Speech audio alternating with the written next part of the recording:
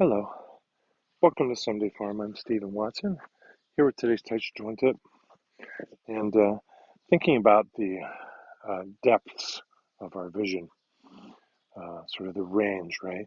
It's essentially infinite in range. Focus may change what you notice or care about, or what gets called to mind and attention. But when I look in a given direction, for example, I can see the grass, I can see the meditation cushion, I can see the two ducks. I can see the tree stump. I can see the lily pads. I can see the water. I can see the lily flower. I can see the cattails. I can see the forsythia. I can see the maple, etc. I'm all looking in that direction, but my focus has shifted, both ocular focus and mental focus. And so what I invite you to do as we practice the form, um, I suppose you could do this in some other practices, but I'm thinking here about the form.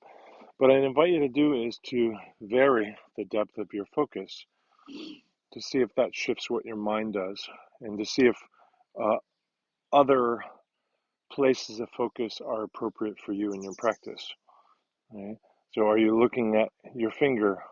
Are you looking just beyond your hand? Are you looking right to where you imagine the opponent is? Are you imagining looking just beyond the opponent to where you imagine your intention has led your chi, etc.? And so just kind of pay attention to the depth, the reach of your focus, right? And it may be kind of partly partial.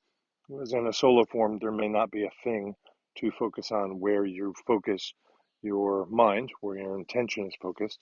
So I don't necessarily mean focus of the pupils, but at any rate, pay attention to where your focus is, perhaps on a particular move or in a particular section, maybe during the whole form, and charting out where your focus is asking an awful lot.